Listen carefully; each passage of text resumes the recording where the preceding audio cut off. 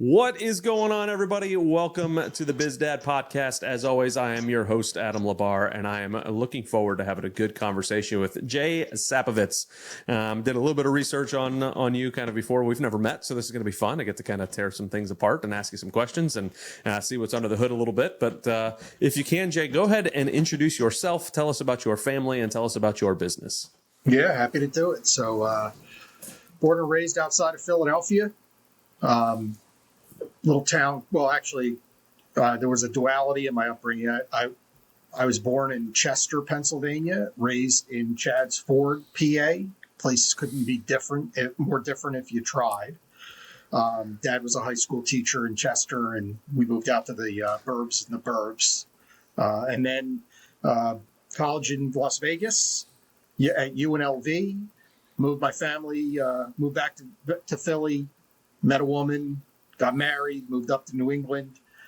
So lived in the suburbs of Boston now for almost 24 years. President of a company called Inc. Stores. Have 3 kids, 25, 23, and 19, almost done the college thing. And happily married in 11 days, or by the time this airs, I assume, I'll be happily married over, I think I'll make it 27 years. So well, in 11 days from the time we're recording, I hope you make it as well in those 11 days. So yeah, I like fantastic. I like my chances. You know, you get to this stage in marriage and neither of you has the energy to do anything but stay married. So it actually works out pretty well. I suppose that that could be the case. Very good. Well, hopefully you're staying together for more than just a lack of energy. So maybe we'll dig into that some too. Please do. I mean, my wife's the greatest. I mean, she put up with me and all my chaos. I think my wife's better. I'm just saying. I'm going to tell you, I mean, she put up with me. I was like ball of energy, crazy guy for the first part of my life. And, you know, like complete chaos, totally lived in like this state of ego. And, you know, she was just home raising the kids and like almost paid no mind to it and just allowed me to be, you know, burn that energy off and be crazy. And, you know, I've been able to fortunately come through it on the other side and really worked on ego and, you know, understanding that there just isn't anybody better out there. So it's been a real blessing. And I credit a lot of where I'm at today in my success with the stability that she was able to offer our family over the years. I mean, I look at where my kids are and, you know, I mean, obviously this is the BizDad Podcast. I know that you want to get into my life and all that, but like we talk about being a dad, you know, my kids are like super stable and super like normal. And it wasn't because of me. I mean, I was not any of those things, but she was. And, you know, there's no, like I joke with her that like life is a little bit boring sometimes now. And, you know, we don't have the kids calling with issues and challenges and like, they're just out there living a good life. And it's all a credit to her. And, you know, it's definitely more than just the you know, not having the energy to leave. It's like she's awesome. I love to hear that. And it's one of those things I tell people all the time is that the number one choice you can make besides being a Christian, in my view, is the wife you choose, right? And I'm obviously talking to men in that case. So if you make the best choice you can as far as a spouse goes, man, oh man, is your world change for the better. Because it can go an absolute whirlwind of crap if you choose the wrong way. And it doesn't mean that person is a bad person or that you are a bad person. It just means they're not the right person for you. So if you can find that match that works well, then it's, I mean, I think that it's no holds barred at that point. It's, you know, come at me world, we're making it happen. So yeah, well, it sounds like that was the case for you. Definitely makes life easier. Yes, for sure. Welcome to the BizDad Podcast, where we dive into the melding of fathership and entrepreneurship with your host, the original BizDad himself, Adam Labar. Adam is a Christian, a former Air Force officer, a dad to 3 amazing kids, a coach, a real estate investor, and a business owner. On this podcast, he'll explore the unique journeys of amazing dads who are striving for greatness in both business and family. So whether you're a dad who is an aspiring entrepreneur, a seasoned business owner, or simply a man striving to be a better dad, Get ready as the BizDad brings you conversations to inspire, challenge, and equip you to be a better dad and entrepreneur. And now, here's Adam. So I want to rewind a bit. You talked about growing up a little bit in Philly. I want to talk to you a little bit about what that was like for you growing up. You had a dad who was a high school teacher. Tell me a little bit about you as a kid. What was your dad to you? Kind of what was your life like growing up? And then obviously, include your mother in there as well, but just to kind of an understanding of what it was like for Jay growing up. Yeah. Dad and mom couldn't have been more different. Mom was like a tour de force, very driven, very stubborn, opinionated, and kind of hard nosed. Dad was affable. Everybody liked him. Super involved. He was the announcer for the high school basketball and football team at Chester High, so the public address announcer.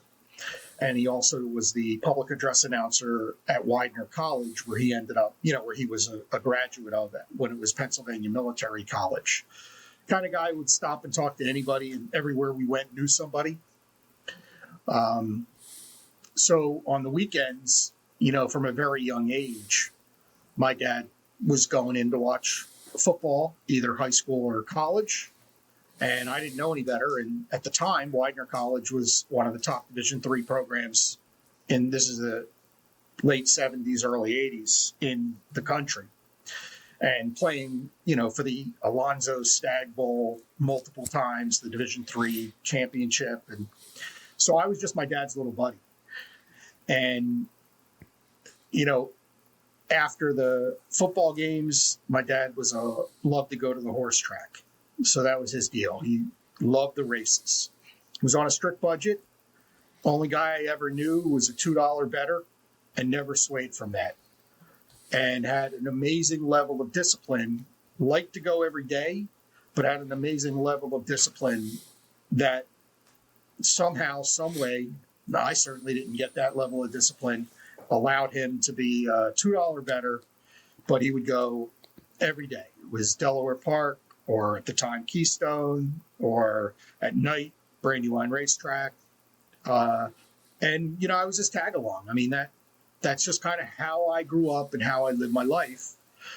Tried out for Little League, didn't really get into it. I played ice hockey as an activity. Sometimes that got in the way, sometimes it didn't. But if I wasn't playing ice hockey, I was with my dad. I was on his hip. We were at a football, basketball game, or we were at the racetrack together. And that was pretty much consistent through the time of me being, as early as I can remember, 3-4 years old, until I was of the age where I could drive. And then I would either go myself or I would go with friends. What's going on, everybody? I wanted to jump in and take a second to tell you about the awesome team over at Wise VAs. Oftentimes, as entrepreneurs, we can feel a bit overwhelmed with mundane tasks that eat up our valuable time, and it's time to reclaim that schedule, all right? It's time to stop doing some of those $10 an hour jobs and give them back to an elite group of talent that are there specifically to help you and help you stay in your zone of genius. So delegate those $10 an hour tasks to focus on more $1,000 an hour tasks. Reclaim what matters most in your life, which is your time. Get that amazing team of elite remote talent that is there to help support you and make sure that you are giving back the best to your company. So schedule a free strategy call at getwisevas.com/Adam. That is getwisevas.com/Adam. It is an amazing group, an amazing team. They do an awesome job with everything that they've got going on there. If you have some tasks on the side, whether it's administrative, whether it's editing, whether it's recording, whatever it is, they have got an assistant for you, someone who is going to be able to help you out and take some of those tasks off of your plate. I thank Wise VAs every day for helping me process all of these podcasts, helping me take care of a bunch of stuff in the background. And I definitely would recommend them over to you. So again, getwisevas.com/Adam. All right. Thanks a lot. Back to the show. Gotcha. Now, did you have any brothers or sisters at all growing up? Sister, older, 6 years. Okay. She was a musician, generally in marching bands. So we ended up going to a lot of marching band competitions as well. and she was a musical theater kid. So we would go to musicals. So I grew up with I look back at my childhood, right? I grew up with a love of sports because of my dad. And I also loved musicals, which my daughters, and my oldest, became very musically inclined and was a theater major in college and on stage. But I grew up a lover of musicals, not plays. Please don't make me go to a play. Like, that's not fun. But I love musicals. I love marching bands. I love sports. So I really had a eclectic upbringing as far as like what I was exposed to. Though at the same time, never traveled on an airplane until I did myself to go out to Las Vegas to look at the college. I mean, I've never been on a plane with my parents. Yeah. Ever. Nowhere. Ever. 54 years old. So, but yeah, that's kind of interesting just looking back at it for me. So with your parents being so opposite of each other, what was that kind of like for you watching that dynamic of that relationship? And did it show stability for you even though they were opposite, or was it kind of the not so much on the stability side? My dad worshipped the ground my mother walked on. They were married when he passed 59 years. Wow. And, not an easy woman. And he had his own, my dad was a worrier, very, like the type of guy that when you asked him how you doing would give you a literal answer. When I, at his, it's funny, it's been gone 2 years. I still get choked up. Understandable. When I gave at his celebration of life, I basically said, Dad, congrats, you're finally right. Meaning? Well, he died. He was sick. Oh, My finally dad was right sick every about day. all He was finally the right. negativity. Yeah. He was about finally always right. being something going wrong. Yeah. Yeah. But I didn't focus on that because he lived life with it was funny because, when he would live his life, he lived it in a gregarious, positive way when he was on the go. It really just was a function of when he had downtime, he just worried and had a crazy level of anxiety that plagued him throughout his life. And, he really was a guy who thought he was dying every day that he lived. And it was incredibly sad to watch because it was anything but how he portrayed himself to the world. So, I'm a big believer in you either become your parents or you become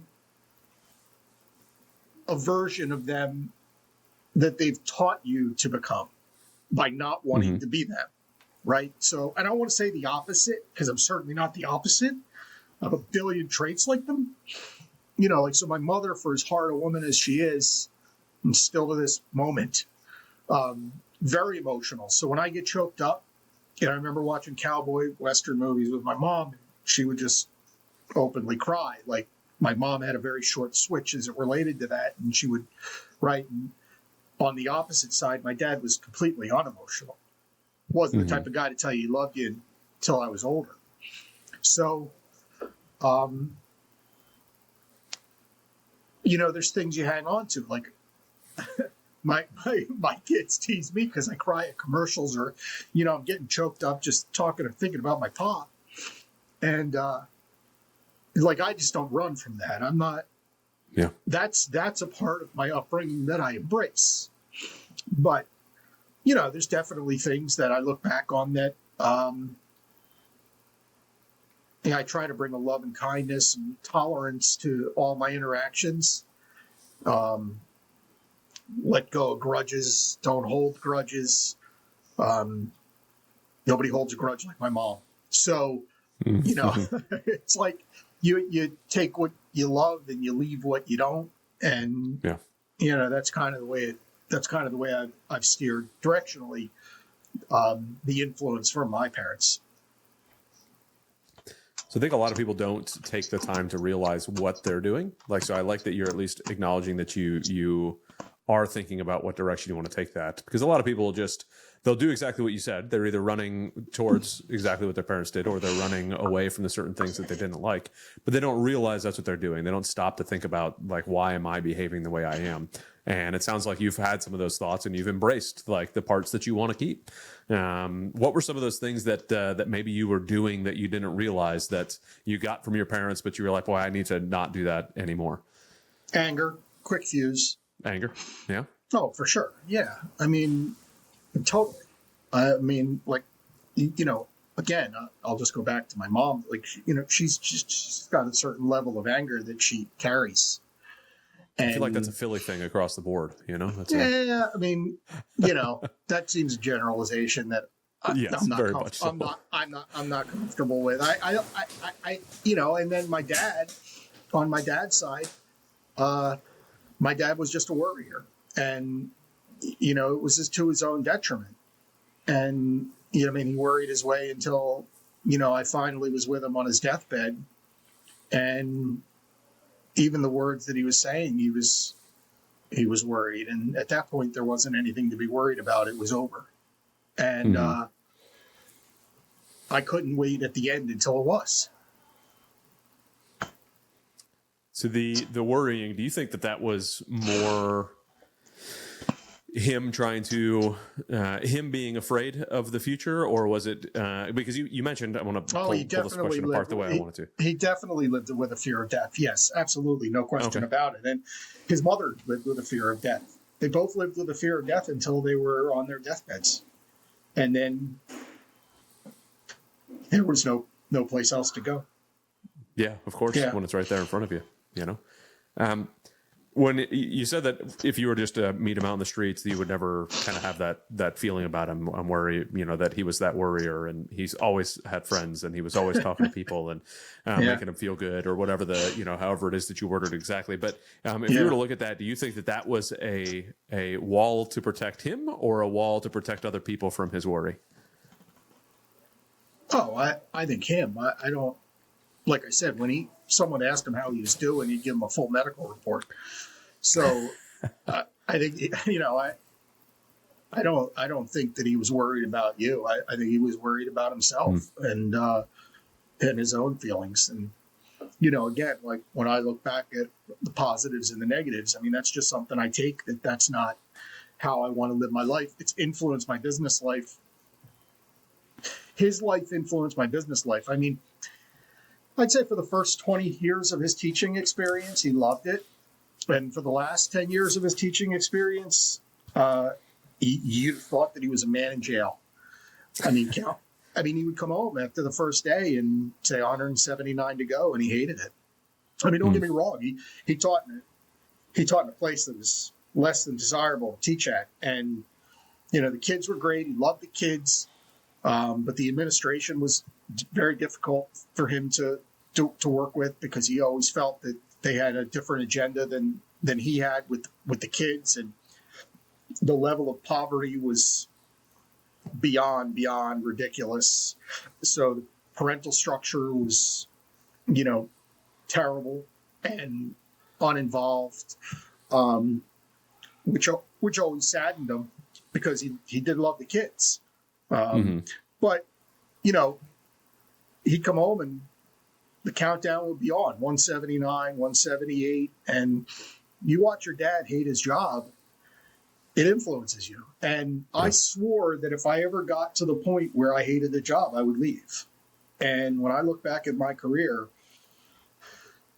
some of it was due to my own circumstances, for sure. I can't tell you I was the most mentally healthy guy all the time. I definitely had some bridges to cross, and did throughout my career. But I left. I've not stayed in a place where I wasn't happy, because I've always felt like I know I've got one spin on this earth, and I'm not going to live it being in a situation that, doesn't give me the ability to be happy. I mean, I hate to say it so loosely, right? What does it mean? Be happy. I didn't want to put myself in that spot. Yeah, for sure. And I mean, well, at least, you took the time to kind of understand what your dad was doing that you did not want to do. What did you take to that to pass on to your kids as well, as you're raising your kids and you're teaching them and guiding them and growing them as they're getting. Oh, yeah. I mean, we are talking about the guy. Like, this is my pop. Very good. Awesome. I love and he it. was He was fiery. Man, was he fiery. He loved I love those it. You kids. still have a picture right there on on your desk of him. He's the best. What What did I take that influenced my own parenting? Yep. I mean, don't we take everything? I mean, aren't we? Sometimes That's what I'm not, saying. right? Like, aren't we? Yeah, I mean, just like, look, so I don't think there was an option. Like, I didn't get into marriage to get divorced, right? Mm-hmm. So that's the first piece, because I watched my parents be married for as long as they were. So to me, it wasn't an option that was like something that was going to happen, right? And then I was always physically there for my kids. I think that even when I was mentally not there, and that's real, right? That's just honest talk. Like, I'm aiming for the stars to say that when I'm on, picking, my wife loved to pick it. I'd go apple picking. Like, there's nothing in the world I disliked more when I was younger than apple picking, right? Like, it was hot, and, you're schlepping 3 kids through an orchard, and, there's flies or bees, and right? Like, I look back at those times now and, like, wish I was more present, wish I was kinder in those moments. But, like, my head was in, am I going to make my numbers for the month? Am I going to provide? The pressure to provide financially is paralyzing when you're young. And I'm fortunate that that's been removed, right? The big bills are paid. The house is most of college. Well, college is fine, right? 2 out, 1 halfway through, and there's no quote unquote big bills pending. So my dad was always there. A lot of the times he was doing what he wanted to do, and I was there with him, like going to the racetrack. But, it's definitely a lesson. That sort of no option of the family's the family. I'm not, there's no B-side. There's no ejection button. For sure. And I'm a firm advocate in that. There are very, very few times where I think it's a great idea to get a divorce and separate that. I mean, it's a wonderful institution that should be preserved and saved and be a representation to your kids on what to look up to as well. So when you talked about how awesome your wife was and everything, tell me about how you guys met and any of the conversations you had about marriage and family before you even got married, perhaps. Yeah. Oh, I mean, like, so her family, her parents her mother passed 17 years ago, sadly. Great woman. But they were married until that time. We met. Our best friends, mine growing up and hers growing up, both went to Connecticut College. He went to graduate school at Pitt. She went off to the Peace Corps. When she got back and he did his graduate's work, both a 2-year period, he moved into, I moved back to Philly from Las Vegas. I moved into the home that I grew up in, actually back with my parents. He got an apartment. She came down to visit him from Massachusetts, from outside of Boston. And he called me. I had worked a late night shift. I was on air at WIP at the time, and I had worked an overnight shift on the weekends. And he called me and said, hey, he's like, my girlfriend's in town. Do you want to go to lunch? I said, sure. And he came to my house to pick me up. And the woman I eventually ended up marrying was a friend of his girlfriend who I didn't know was with them. And we all went to lunch in what I classically call now our first date. There you go. Because in my mind, the moment I saw her, I knew that she was the one for me. So Did you pay for her lunch? I don't remember if I did or not. I probably did. The answer is yes, dagnabbit. No, I mean, I don't remember, but I was such a, my thinking back then was such big shotism. Like, I'm the man, I'm on air in a top 5 market in the country on radio. That was my first job out of college. There's probably no doubt that I did pay. And she laughs and says we weren't on a date. But in my mind, when I saw my wife, it was love at first sight. I don't know if you believe in that, but that's what it was for me. And we hung out the rest of the weekend together and then talked every day and wrote letters. I have boxes of letters that we wrote to each other. I traveled to see her and she traveled to see me every week for about 10 months. So I would work Thursday, Friday, Saturday, Sunday, travel over, stay up there Monday, Tuesday, Wednesday, come home Thursday because I didn't work until late. She would come down on Friday nights and travel back to work on Sunday. So we actually saw each other on most weeks, 5 and 6 days a week, even though we were long distance for the first 10 months until she decided that she was going to get her master's degree down in Philadelphia. So that's why she came down, not me. And I knew right away I was going to marry her, so it made it easy. That's awesome.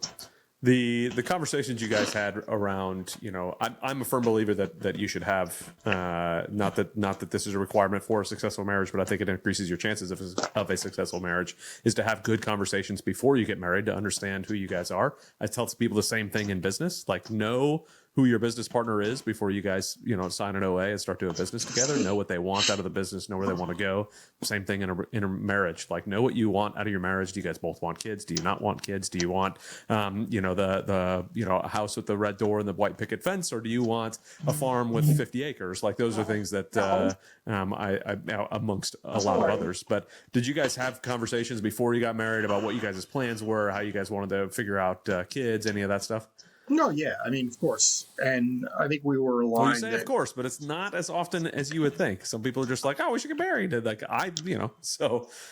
it's hard to believe for me that would be the case. But yeah, we talked about it. And I think our interests were aligned. Now, I didn't think she thought I was going to be as entrepreneurial as I was. And I didn't think that she was going to be as much of a risk-averse person as she was. Mm-hmm. And I don't think throughout our lives we've always made the right decisions. In fact, I know we haven't. Looking back from a financial basis, we've definitely made mistakes along the way. She's made some, I've made some, and here we are. But I mean, we were very open about our desire to raise kids, and the only thing I wish is we kept going. I mean, no one tells you that 3 is easier than 2 and that someday you're going to be alone. I mean, again, 25, 23, and 19, like, I'm going home tonight to my wife. And as much as I love my wife, like, I miss my kids. Yeah. And I see my neighbor down the street have the accident baby, right? And, they've got an 11-year-old and they've got 7 more years with the 11-year-old. Now, there's people out there who might say, oh, well, you wouldn't be able to travel. And I mean, I like having kids. Yeah. And I have great kids. So, it kind of stinks. And like I said, if it were up to me, hindsight's 2020, I'd had 5 or 6 kids and not just 3. I love that because I always told my wife that I would have 7 if I could. How do you know that? I mean, how do you know that? It's like when I talk to people who are having kids and they have 1 and they're like, oh, I could never have 2. And I'm like, okay, like, and then two, it's like, no, we're done. We got one of each. We're done. And I'm like, three's easier than two. I mean, you tell me, is 3 easier than 2, Adam? No, I think 3 is, especially with the age gap I have, I think 3 is by far easier than 2. I love it. I would have, like I said, 7 if I could, but I love it. So I want to toss in though, right now you are at the point potentially getting close. I mean, obviously I don't know the relationship status of your daughters, or your kids, but grandparents are, is a thing on your horizon, potentially soon. Right. Is that something that gives you a little bit of that? Okay. I get to have that feeling coming back again when you get to see grandkids. Yeah. I mean, I try not to put pressure on my kids. Of course. We never talk about that ever. I never bring it up. I never talk about it. And that to me is, I am extremely hands off as it relates to my kids' paths. I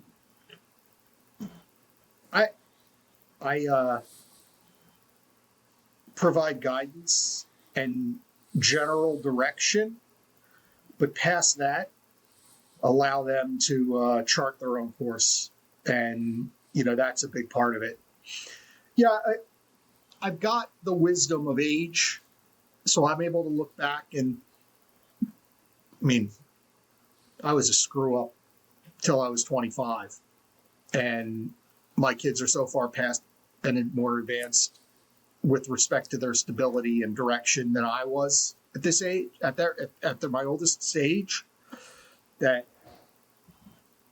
when I see something that I object to or think is potentially not positive, I put it into the context of my own life. And I think the best thing as a parent you could possibly do is allow your kids the space and room to fail and fall down. So my safety net is pretty low to the ground. Because I have no issues watching my kids fall. And having said that, my wife does. And I don't think it works when two parents have a safety net that's relatively high. I think that it's okay to have different levels of safety nets. So much agree. Yeah. So mine's low to the ground. It's probably just far enough to where they're not going to hit it. And, they trip on my wives. So it's we're not something we talk about, just something that kind of happens in practice. Yep. And I'm okay with having that. Yeah. And I think in general, that's a good balance to have between the two parents, is one that's a little bit more free and one that's a little bit more, cautious, if you will, because it allows the children enough freedom from time to time to learn what it means to make a mistake and fall, and I bet it allows enough safety and security in the house to know that their parents have them anyways. So, you mentioned not wanting to. Oh, where was I going to go with this? You mentioned not wanting to be too involved in their decision making. One of the things I like to talk about rather often is our kids are kind of like little mini businesses, right? At the beginning, we're like their CEO, and we're like in the beginning phases of like startup phase when they're young, and we're trying to build this business into something that's going to be productive and healthy and good and provide a positive return. You're stuck in the middle of changing diapers, just like at the beginning of a business. You're kind of stuck in the middle of like, I'm not sure we're going to make payroll next week, and there's all this stuff. And then by the time that they're out of the house, which you're at now, you're hoping to just be a board of advisors where you've done a great job as CEO. You've raised them to the point where they can make good decisions. They know where their own safety net needs to be now, and they can just call you up when needed. Where would you say on that, if you can track my analogy well enough, if I did a good enough job relaying it, I should say, where would you say you kind of were in that, or are now in that board of advisors role? It sounds like you're like right in there, just on a phone call if they need it, versus still kind of running the CEO role of the parents of the kids. Oh, I've been on the board of advisors for an extremely long time. Yeah, my kids have had full control over their own lives. Probably, from the time that they could, leave the house on their own. and have wheels to make their own decisions. So once they cleared that hurdle, they've basically made their own made most if not all of their own decisions, again with guidance. So the level, the degree, like the board of advisors is more involved when you're navigating through difficult waters in your business, right? When things are going smoothly, you never hear from them, or should. So, my kids hear from me, but we have an adult-friendly relationship now. It's less advisory unless they ask. And when they ask, it's always tempered with, this is my experience. It's not what your experience. You've got to live with the consequences of your decision. Yeah. You shouldn't have to live with the consequences of your dad's decision. I completely love that and agree with it for sure.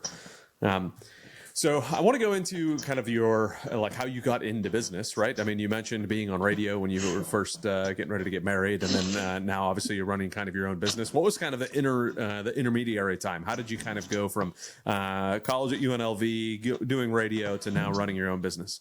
Yeah, I mean, the intermediary was simple. I was on the radio. I'm 25 years old. My wife gave me an ultimatum that if I didn't stop gambling, that she wasn't going to stick around because that's not the life that she wanted to lead. She was my girlfriend at the time.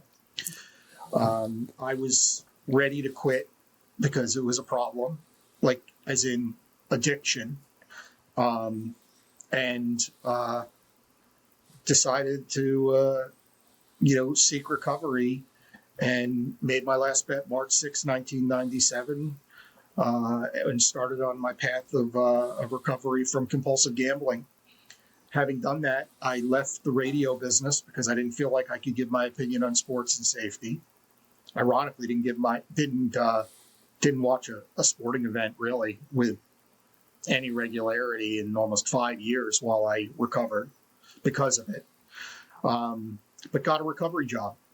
25 years old, working in a cart shack at a high-end daily fee golf course, changing soft spikes, picking the range, carrying bags, caddying when appropriate, really doing outside services at a golf course, working for tips. My girlfriend at the time, I gave her all my money, so I'd come home with cash and hand it to her. She would pay my debts off. And by the way, working with all high school kids, many of which that I'm in touch with today, to this day. And I was really good at it. My head started to clear. As my head cleared, I noticed there were gaps in tee times at this golf course. I came up with a business plan and presented it to the general manager of the golf course that I could create an outside sales unit, me, to go out and seek business to fill those tee times. He gave me the opportunity to become the sales manager, so I started selling golf outings and golf tee times. Took the revenues of the course from under 2 million to over 3. And then I mentioned I was had a lot of anger when I was younger, which also goes with addiction. I used that anger to come up with an idea. The competing golf course to us had a senior PGA Tour golf event in which one of my clients, the energy company at the time, Pico Energy, was the presenting sponsor. So it was the Bell Atlantic Classic, the phone company, and presented by Pico Energy. So Pico was a client of mine, and I said to my contacts inside of Pico Energy, why playing second fiddle to the phone company? What if we could build an event that instead of having senior washed up guys, senior PGA Tour players, what if we had the most relevant PGA Tour players that are playing right now in a one-day skins game? And it was called the Pico Energy Invitational. When they said good timing, energy's being deregulated, we're changing our name to Exelon. We'll call it the Exelon Invitational.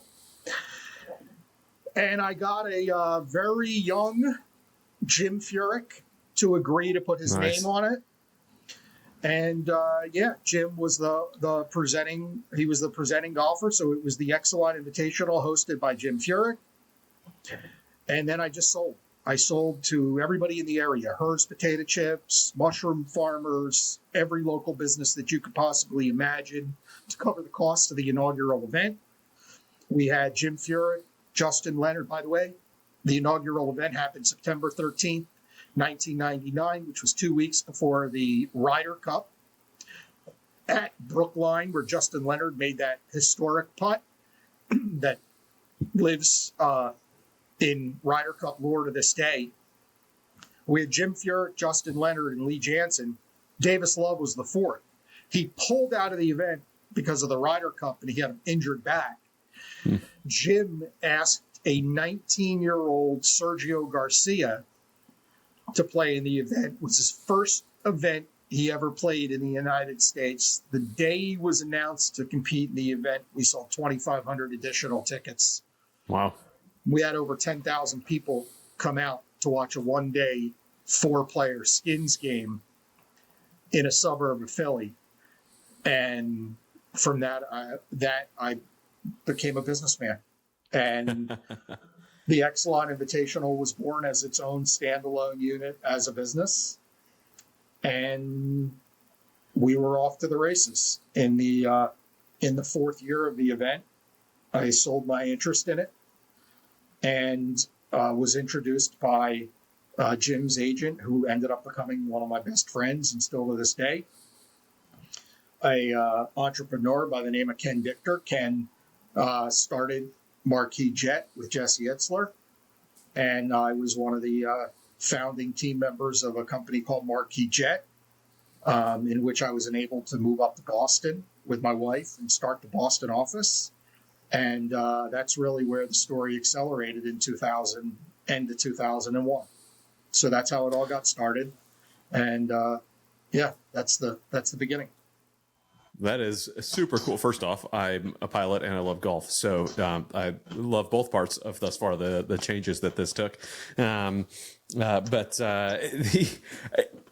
If you were to look back at it and say, okay, well, I had to recover from addiction and then just sit there and earn tips, to now I'm moving to Boston to be a part of Marquis Jets with some high level folks.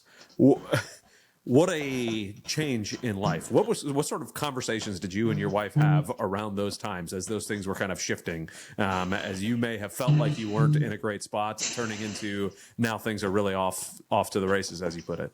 I mean, it all started with recovery. Mm-hmm. I mean, if I don't get clean from gambling, none of this happens. Yeah. Right. So I had to and it put started that with a good down. woman telling you to knock it off that led you to the recovery. So I love that. First off, I was done. I mean, that's the first piece. Like, I had enough. I mean, I knew that I was an addict from a very young age. I knew that it was in my blood and that I couldn't stop and that I had no control over it. So this was not a mystery to me. The fear of losing her, I mean, I just didn't know where my life would go if I did, because, like, I certainly didn't love myself at the time. The fact that I had someone who loved me, I mean, where else was I going to have that? So, I hear all the time in recovery that, you can't get sober for other people. I just don't believe that. Like, I don't know. I don't think you necessarily need a reason to pinpoint the reason why. But yeah, I mean, she definitely put it in front of me, and she held the mirror up to me and really gave me the courage to make that change. So while you're going through something like that, I wasn't really mapped out. Like, to me, I was moment to moment. A lot of times I still am, right? Like, I'm moment to moment to deal with the intense pain and anger and resentments and fear and everything that comes with addiction. Like, I'm not going to be okay. I've got a mind that tells me lies. Anybody who's ever suffered from any addiction or any form of substance abuse will tell you that your mind will tell you, like, you're not going to be okay, or this isn't going to be, your doom is pending. And oh, by the way, remember we talked about my dad? That was his default. So I have a default setting already of that sort of underlying angst. So there was no roadmap. The roadmap was go to work, be yourself, and do the best job. I put 100% in more, right? I'm a more, you got a more button. Well, if you have a more button, that's what I'm a give everything you have guy, right? If I'm working in the cart shack with high schoolers, like it's not acceptable for those high schoolers when somebody drives up to not pop up and greet that person enthusiastically and get back to their trunk and take their clubs out and put it on a golf cart and greet them the proper way. And like, I ran that like with vigilance. Like, if you're going to pick the range, pick the range. If you're going to do something, do it. Like, that's always been how I've been. I've always been a super intense and serious guy like that. So I was always like next right thing. And, that's kind of what got me through. I don't do well with idle time. Yeah. I mean, that's just I'm with you there. It doesn't behoove me to many people can sit back and take a weekend day and just relax. When I relax, like the squirrels get going. And when I get the squirrels going, that's no good. So I need to take action. And that's how my life went, not when I thought through it. Like, I need to not think through it. So I just looked at the things that were in front of me. They seemed obvious to me and took action against them. So was Marquis Jets one of those things that you just saw and you were like, I'm just going to jump on it and go? No, my wife wanted to move up to Boston. I met with Kenny Dichter, and I'd never seen, heard of, flown in, thought of, or understood what a private jet was in my life. Mm-hmm. But Kenny is has got an infectious personality and has magnanimity to spare, and made me a financial offer that enabled me to come home and tell my wife that we were going to be able to move to Boston. And at that point in our life, we had just had our daughter. She was about a year and 4 months. And my wife was ready to move back home closer to her mom and her family. And I was ready to move on from the Exelon and basically had.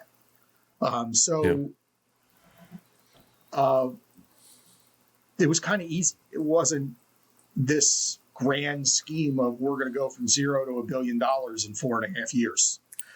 That's what happened. Yeah. But there wasn't a grand plan. That's really cool. I've always loved the story that Jesse Isler tells about starting Marquis Jet and going through all that stuff that he went through and everything. So how much of the ground floor were you on for that? I mean, zero revenue. Is that ground floor? I guess. Yeah. I mean, I suppose that's pretty ground floor. Yeah. First logo before the logo changed. I was there. I mean, I accepted the offer October 15th. I start 21. I took my position in Boston on December the 15th. We really started recording and selling in January of 2002. Yeah. So yeah, I mean, early. I think top 15 maybe. Tell me what it's like to be a part of a business that you're starting that turns into the behemoth that it turned into. It went so quickly, and from the outside looking in so well. What was it like for you, kind of sitting on the inside doing that? I'm 54 years old, and I haven't worked with most of the people at Marquis Jet for many years. And I can think of 25 or 30 of them that if they called me and needed me to be where they're at tomorrow to help them without telling me why, I would be there. That's what it's like. Man. Yeah. The relationship side of the house, when you're going through that, tell me, expand on that a little bit more, right? Like, what were you doing in those times that led to a relationship 24 years later that you're just like, whatever you need, I'm on the way? I just felt like my role in the company. So I sat with the chairman of the company, a guy named Bill Allard. We were in the Boston office. We had a couple other people with us, Allison Green, Ian MacArthur, super people. And we eventually grew, and there were more. But early, I'm talking early, 02.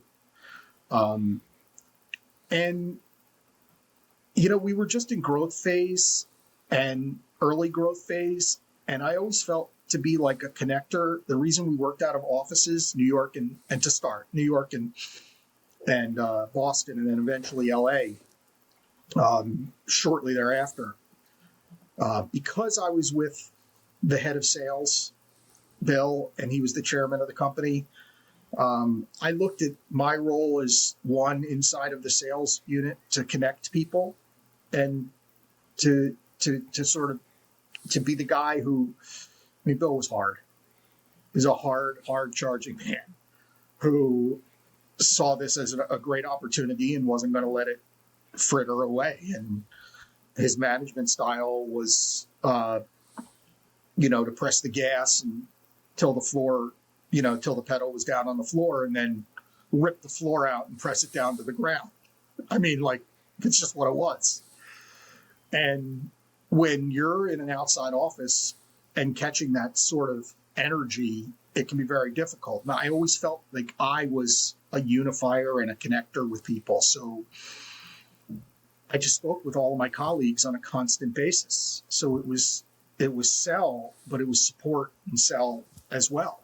And I just gained such trust and love for the people who I worked with through doing that, that it's carried with me through this day. And I'd like to think that my past colleagues think of me as a caring, conscientious and good, decent person. So,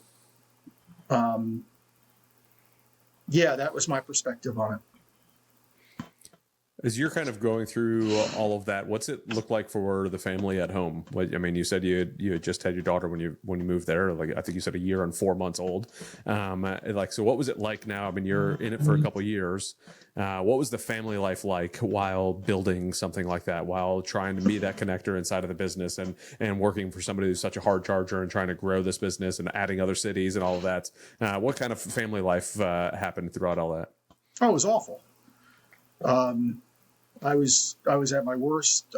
My ego was completely out of control. I was traveling 3 to 4 days a week. I would come home and I'd have crying kids and a wife who didn't work. And, I felt like I should be able to do whatever I want to do and play golf or whatever. And she wanted me home with the kids because she was exhausted and viewed that as her job. And, I was, genuinely at my worst. Eventually, not to start, but as time progressed, and I became unhappier and unhappier because I kind of lived this dichotomy of these incredible events and clients and dinners and $1,000, of clothing and all the opulence of living a wealthy lifestyle, but it was just me living it and not my family. That's not on Marquis, by the way. Marquis did a great job of including family. So that was on me. And just my ego got out of control, Adam, and I sucked. I'm not proud of when I look back at that time. And, had I not caught that, and it took me some years after to do that. I probably wouldn't be married now.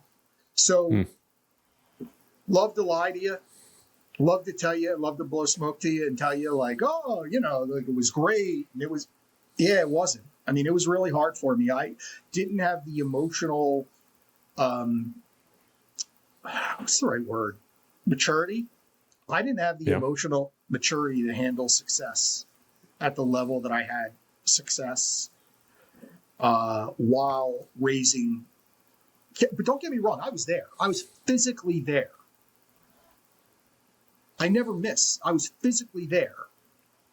But like mentally, I was just, I was out to lunch. And I look back on it with regret. And to my wife's credit, she doesn't hold it against me. And she was going through some hard times with her mom.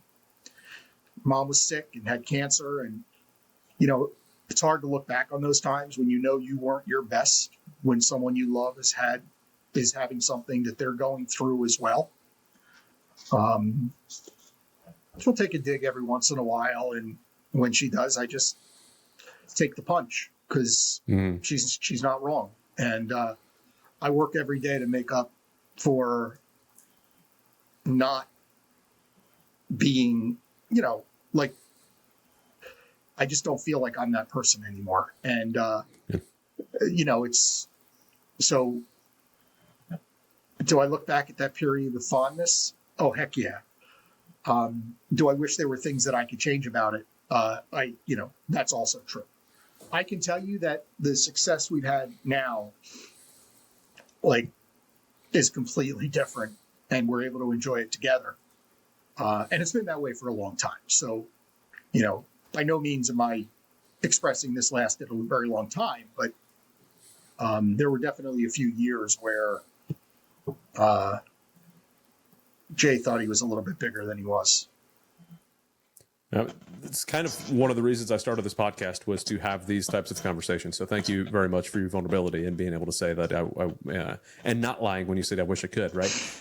But if for the guy who's listening to this, who may be in the thralls of that, who's, building this business and they're excited about it. And what were some of the signs that you, looking back, could have seen that didn't, that you maybe ignored? What are some of the things that this fictitious, we'll say, guy that's listening to this could be going, oh, that's actually me, and maybe you could be a slap in the face for them to catch it sooner than you did? I tend to believe people know. What was that? I'm sorry, I broke up a tiny bit in my ear. I tend to believe people know. Yeah? Yeah, I think that No, I agree. They just push it off. Yeah, you just justify it, or you rationalize. I mean, it's justification and rationalization, but when your head hits the pillow, you know the difference between wrong and right. And if you're doing wrong and you continue to do wrong, and then I remember my wife used to say to me, like, why do I have to ask you to do the same thing 10 times? And I would say, like, well, why do you have to nag me about doing it? Well, what do you think the answer to that, Adam, is? Because I haven't done it. Well, yeah, I haven't done it. Yeah. Like, I'm only getting nagged because she had to ask me 10 times. And now she doesn't have to ask me 10 times. If she asks me to do something, I do it. If I haven't done it, I address why I haven't done it. Or I give her a timeline in which I'm going to do it. Or I tell her I'm not going to do it and have a discussion about why. If you don't have that type of dialogue and that honesty and trust and sort of interaction, you're just doing yourself a disservice, and you're only going down a negative path. So this concept of this fictitious guy knowing whether, learning from me, it's like, all I can tell you is someday you want to learn? Someday you're going to wake up. You're going to wish you didn't act like you acted. So you may as well stop acting like that now. Yeah. So you have the first rule to digging out of a hole. Put the shovel down? Yeah, stop digging. Stop digging. Yeah. Right?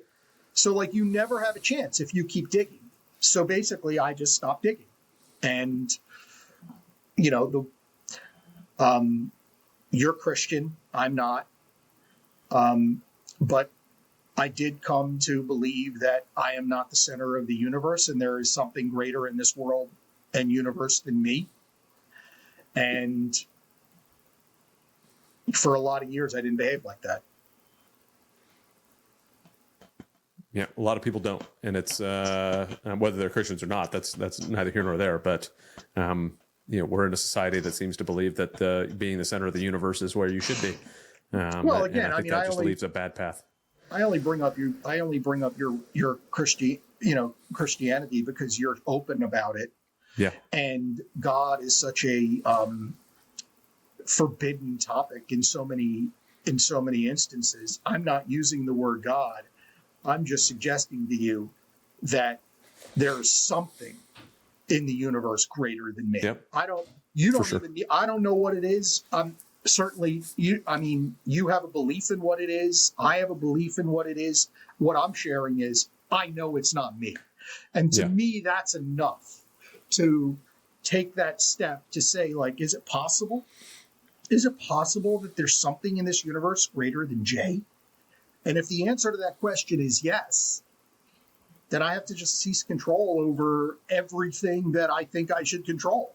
And when I stop trying to control and manipulate and cajole and maneuver, and I can just kind of live this and have this freedom to where all I do is the thing that's in front of me that's the next right thing. Again, going back to the principle, I know the difference between right and wrong. Right? Make the sales call, not make the sales call. Send the email, don't send the email. Client issue, I can either not call the client and tell them, or I can call the client and tell them. I mean, do you know which is right and which is right and which is wrong? I mean, come on, of course. So owning and knowing the next right thing is not difficult. Knowing what's best for me, right? Mm-hmm. That I might not know. That might be bigger than me. Yeah. I love it. How have you, with that outlook now that you've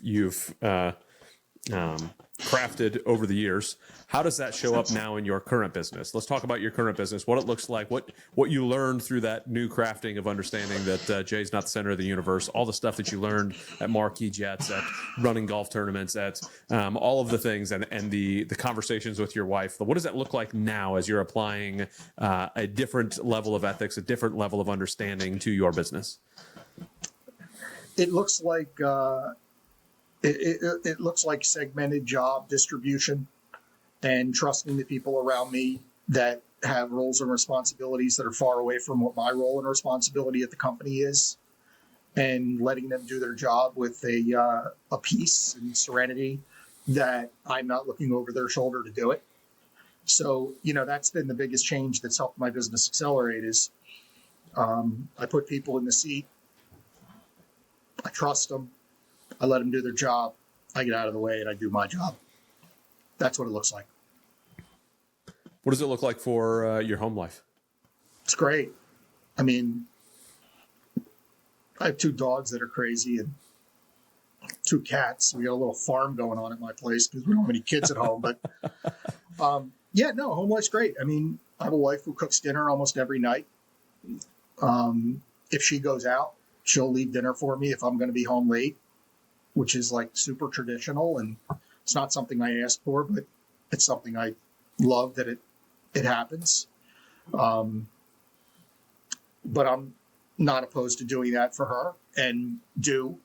And, if we're home on the weekends together, I'll make her lunch just, the same, or get her a cup of coffee or whatever she needs. So we serve each other that way. We talk, we watch shows together, we watch sports together. We're open with each other and honest. There's no pending doom that one another doesn't know about. It's good. We're in a good place. I mean, it's, 27 years with somebody is a long time, but what's the alternative? Mm-hmm. I mean, I don't know any of my friends that are on dating apps that are like bursting through the phone and being like, this is the greatest. They all say it's terrible. They all hate it. None of them like it. Most of them have logged off and talk about how everybody on the other side's crazy and not acknowledging that they probably are too. So, grass isn't greener. It's just what it is. I'm happy. I mean, that's what it looks like at home for me. Great to hear. Yeah, my And wife it's, by the always way- tells me, go ahead. No, I was going to say, it's fun to show my kids that too. Yeah. Yeah. You hope they have it. My son said to me, and I thought it was a really interesting thing that he said to me, because, you know, when I was younger, I was chaotic. And he said to me, he's like, Dad, when he was in college, he said to me, he goes, Dad, he goes, he's been with his high school girlfriend since junior year. They made it through college together. They lived in Sweden together at a foreign exchange program. They live in New York City together now. Both have great jobs after graduation and will get married. But he said to me one time, he said, Dad, he goes, I know that you wish that I played the field more and, you know, I was with, you know, different women. And I said to him, I go, dude, let me explain something to you. I said, I love, I won't broadcast her name, but I love your girlfriend with everything inside of me because of how much she loves you. I love that you love her. I could care less if you date other women. And the fact that you're happy, she treats you well, and that she allows us to have the relationship that we have and is not at all combative or at all jealous or competitive, you will never find anybody I'll love more for that than her. I said, and then, listen, I'm me. I said some things that were rather crude that you would prefer not for me not to say on the show, you know, about who he's with, and caring less. But that's really the truth. It's like, she's like, and I tell all my kids very simply, I love who you're with if you love them. Like, that's the way this is going to go. So long as they treat them right. And I don't think my kids are confident kids. I do not think they're going to be with somebody who mistreats them. Any of them. Good. My youngest makes terrible decisions, but she'll figure it out. I was the youngest. I think it's just the youngest thing. We make terrible decisions. It happens. But as my wife likes to say, she is going to be the death of us. But she won't be. How about this? Her terrible decisions don't even register on my scale of terrible decisions, Adam. oh boy. Okay. All right. So you had mentioned the AstroTurf part, and I do want to go back to that for a second. Is so many people will look at what somebody else has, at what some other thing is, at the other thing that's over there, and think that it is that grass is greener over there, just to find out, as some of your friends you talked about, it's just AstroTurf. It's all fake on the other side. Like, you think that it's green grass, and you get over there and it's fake. It's not luscious. It's not the thing you thought it was. You know, put some water in your own daggum yard, and you'll have green grass on your side too. Take the effort, put in the effort with your marriage, put in the effort with your kids, put in the effort with your business. There's people listening that maybe they put, 10, 15, 20 times more effort in their business to make sure it grows than they do in their marriage or their kids. And that's something I'm really strongly trying to encourage people to focus on, that family aspect, because you can start a new business. You're not getting more kids, especially once you get to a certain age. Like, you've got your kids, support them, raise them well. You've got your marriage, water it, plant more roses in there, make it as beautiful as you can, and don't worry about the grass on the other side. That's a trap. It's a good message. I appreciate it. I hope it is. I hope more people hear it. Anybody that's listening, I hope hears it, especially if they're looking in the other yard. And by the way, I mean, listen, if you want to do that, there's a ton of resources. I mean, just go to ChatGPT and type in, how do I reinvigorate my marriage? I mean, it'll come up with, suggestions that seem silly, but, leaving a Post-it note on a mirror or sitting down to watch TV and taking her shoe off and rubbing her foot, or coming home early and cooking dinner, and, little things that you just normally wouldn't do, right? When you're checked out. And you do a series of those things over a length of time, and that person that you fell in love with likely will come back. Yeah. And I'd say also look at yourself, right? So you have to look at yourself inside this whole continuum. You can't taking those actions and still being less than present isn't going to make a difference. Yeah, you're sitting there on a business phone call while rubbing her foot's probably not going to work out as well. So yeah, I mean, no actual connection there. putting the phone away is a big deal. Putting the phone away is a big deal.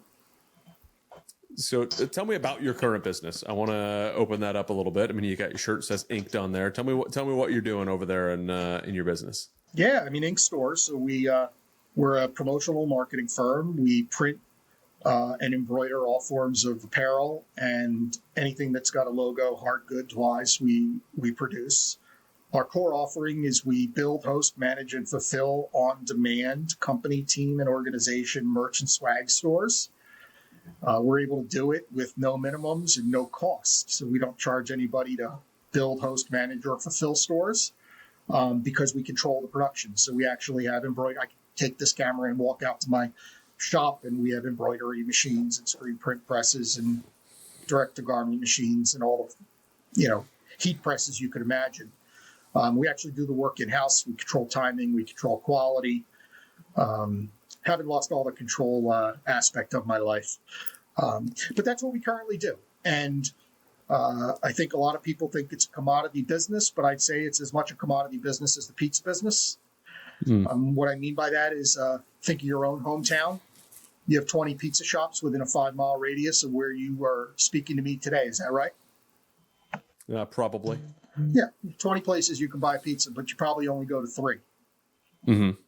And the reason you go to those 3 is you like taste, right, which is quality in our business, or the convenience to your home, which in our case is, where we're either located or where you're located. And then, obviously the service. So the service in our world is we do our own work, we control timing and quality. And in the pizza world, the service is, do they pick up the phone or answer the email when you send it to order, and is your pizza done on time when you want it, how you want it. So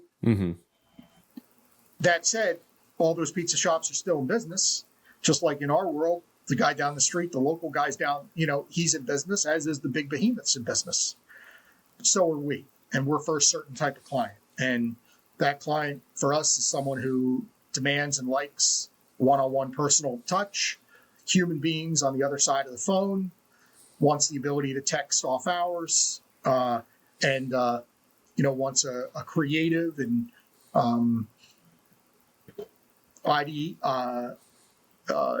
ideation that they can't get by doing it themselves. So that's who we and what we specialize in. So you have creative consultants inside too to help out with the logos and help out with designs and all that type of stuff? Yeah, I mean, the design is part of the service, and then we have a team as it relates to creative assistance as well. Yeah, that's really cool. How did you get started in this? I mean, it's a little bit different than what you were doing before. So how did this kind of come about? I mean, it was an outgrowth of a business that wasn't successful. So I was in a partnership to create licensed and branded fitness equipment. Like I see the Patriots logo behind you. So not the NFL, but think of the college logos on yoga mats, medicine balls, stability balls. And we had learned how to decorate a bunch of hard substrates like PVC plastic and hard plastic and foam and leather. And the product just didn't have the sell-through that we wanted. So we switched over to doing all those items with corporate logos, and then through doing the corporate logos became proficient in operations, and then switched over to items that people bought with more velocity, like t-shirts, hats, polos, mugs, etc. So it was an outgrowth of failure and the ability to kind of say we were wrong and move into something that had more sustainability long term, and that's what we did. Yeah, and I think that what I tell people all the time, and I tell my kids all the time, is fail often, fail forward. And it sounds like you said this was an outgrowth of a failure, which doesn't sound much like a failure because it sounds like you have a successful company running. So it was just a pivot that made sense for where you're at. So sure felt like a failure. Oh, I mean, they often do, right? I mean, they often do. When you crash your bicycle and you skin your knee and bump your head, that feels like a failure. But when you get back on and realize what you did and you do a better job next time, it doesn't feel so much like a failure. It feels like it was a learning point. Correct. As long as you have that perspective on it. Otherwise, you can get caught up in the failure game and just assume you are a failure based off of an event of because I tell people all the time as well, like failure is an event, not a person. So you are not a failure. The thing that happened may have been a failure, but it's as long as you learn from it, it's really not. That's one of the things, going back to old Jesse Itzler, his wife, Sarah Blakely, is, I guess, when she sat down at the dinner table when she was younger, her dad would ask her every day, what did you fail at today? And if you didn't have something, he basically was like, oh, you didn't try something new, obviously. Because if you didn't fail at something, then you weren't trying something new. You didn't go out and do something. You just did everything that you knew how to do yourself, type of thing. And that's, I try to pass that on to my kid. My wife heard that and she loved it. She tries to pass it on to the kids, and I took right onto that and kept going as well. So good job on the failure that turned into a successful business. So folks are listening to this and they're like, hey, this sounds like something I would love to do. What does your typical client base look like? Who is your avatar that you'd be targeting for your business? Companies, organizations, teams, anybody who's 50 or 50 to 200, 50 to 250 is a sweet spot, but really, up to 1,000 or 2,000 employees. Smaller companies will do it. It's not really the size of the company, if I'm being candid. It's the culture of the company. So I've got companies that have 10 employees that gift their clients with tons of clients and spend more than 1,000-person companies that are working with us. It's, if you're a swag-minded or merch-minded person and you've been like working online or shopping and buying yourself, chances are that if you work with us, we're going to be able to do it better, more unique, interesting, creative, and less expensive. So you'll get 10 years of my expertise, more if you count the time that I bought swag. But you'll get 10 years of my expertise in the merch and swag business, and you'll get probably 100 years combined by my staff, in addition to me, and you'll pay less. Seems appealing to me. Yeah. Yeah, I love that. It's I was just talking to, who was it? Eric Cabral. His episode just recently released. He's got a business where he's got his clients that he wants to send those gifts out to.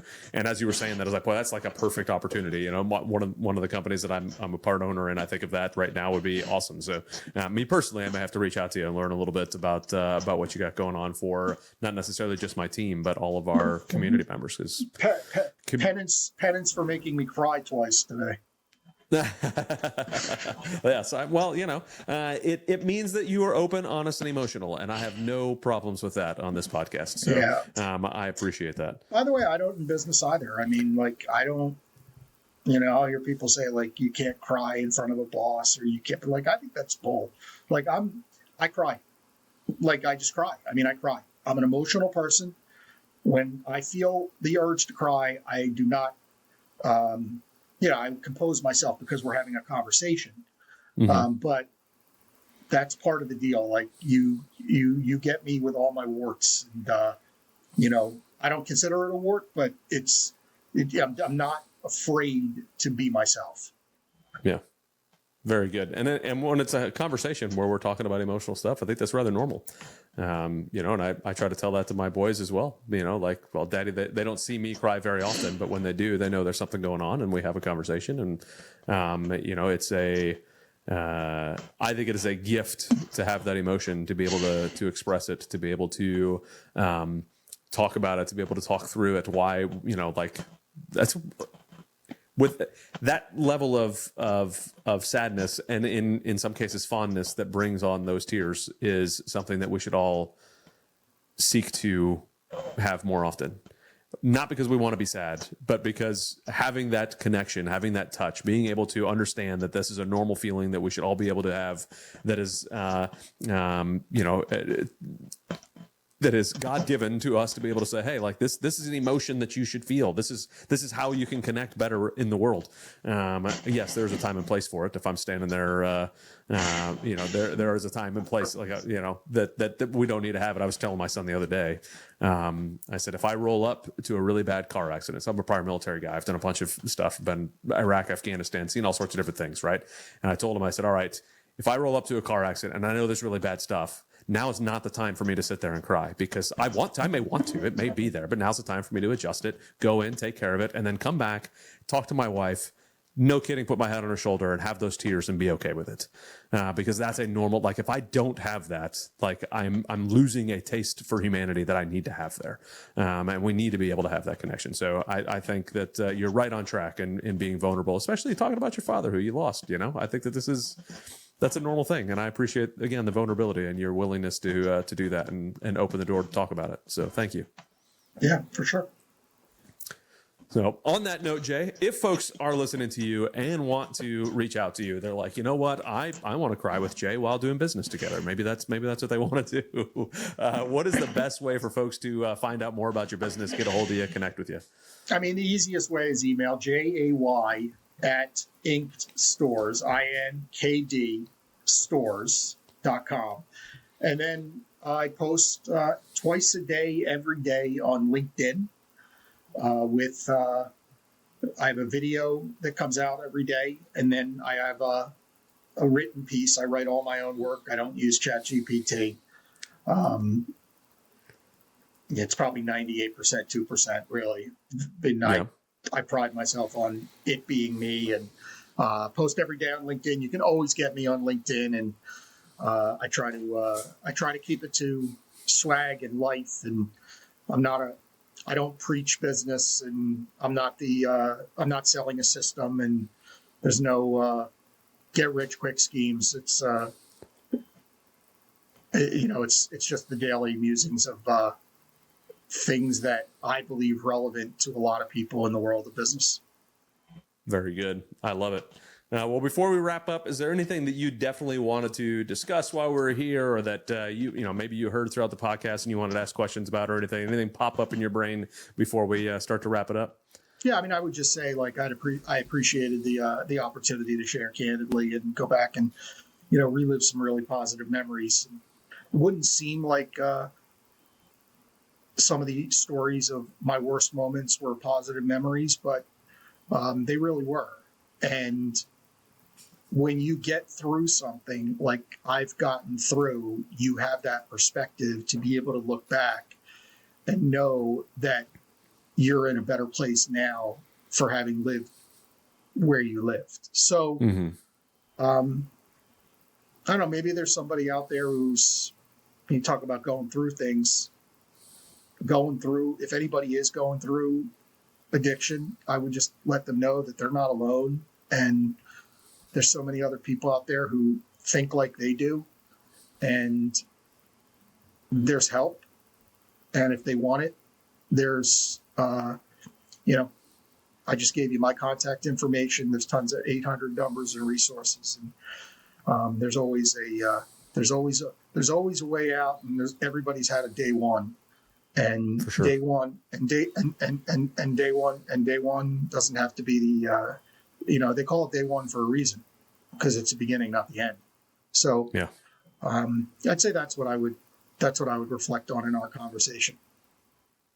I really appreciate that reflection. And it's one of those things that anybody hearing this, reach out to me as well. I'm always open for it. I've talked about the 22 veterans a day that we lose rather often, and that's one of those things that I encourage folks to reach out to me if they're at the end of the rope there, or in your case with the addiction side of the house, which can easily turn into the other direction. So please reach out for the help. Like, we have people who are here that care about you, even if you don't think that there are folks. So Jay, I really appreciate it. I thank you so very much for jumping on. Everybody listening, I know that you got a bunch out of this as well. So please comment below. Tell us what your favorite part was. Share it with somebody who you think can benefit from some of this stuff. Reach out to Jay. Obviously, a wealth of knowledge and a fun guy to talk to. And I'm sure that he is going to take care of your business extremely well. So thank you, everybody, for listening. Thank you again, Jay, for jumping on. And we will see everybody on the next show. Thank you so much for listening to the BizDad Podcast. We hope you found some value in your time here with us, and we look forward to bringing you the next episode. If you've enjoyed today's show, please subscribe and share so you and your friends won't miss our upcoming episodes. Connect with us on Facebook, Instagram, LinkedIn, Twitter, and Rumble, where we continue these discussions and share more valuable content. Be the dad you know you need to be and run your business in a way you're proud to share with your kids. Keep crushing it.